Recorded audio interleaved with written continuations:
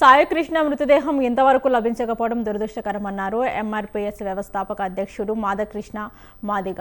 Lockup death case విచారణకు SIT ఏర్పాటు చేయడాన్ని స్వాగతిస్తున్నామన్న మాధకృష్ణ, శాంతి భద్రతలు కాపాడాల్సిన కృష్ణలంక సిఐ నాగరాజు రౌడీలా వ్యవహరించడం దుర్మార్గమని మండిపడ్డారు. కుమారుడిని కోల్పోయిన సాయికృష్ణ తల్లి ఆవేదన వర్ణితమని మందకృష్ణ అన్నారు. నాగరాజు కూడా ఒక అహంకారంతో, ఆధిపత్య ధోరణితో, స్వార్థంతో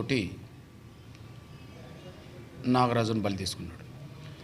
నాగరాజు బలి తీసుకున్నాడు సాయికృష్ణ మీద ఇంకేమన్నా కేసులుంటే ఆ కేసులను దృష్టిలో పెట్టుకొని మళ్ళీ కోర్టులోకి హాజరుపడితే జైల్లో ఉండేవాడు,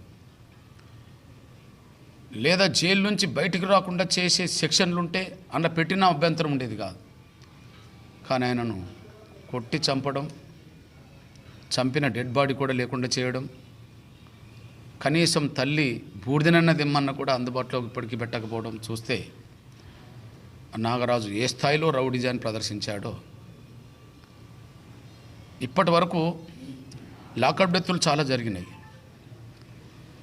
కానీ ఎక్కడ లాకప్ డెత్ జరిగినా కనీసం ఆ రోజు డెడ్ బాడీ, 2 రోజులు డెడ్ బాడీ కనిపించేది, జరిగిపోయేది. కానీ ఇక్కడ డెడ్ బాడీ లేకుండా పోవడం, 4 రోజులు గడుస్తున్నా కూడా ఎక్కడ ఆ డెడ్ బాడీని వేశారో, ఎక్కడ తగలబెట్టారో అనేది కూడా ఇప్పటివరకు బయటికి రాకపోవడం చూస్తే, అంటే రౌడీజాన్ని అరికట్టే పేరుతో నాగరాజు ఏ స్థాయిలో రౌడీజానికి పాల్పడ్డాడో ఇది ఒక సాక్ష్యంగా కనిపిస్తుంది.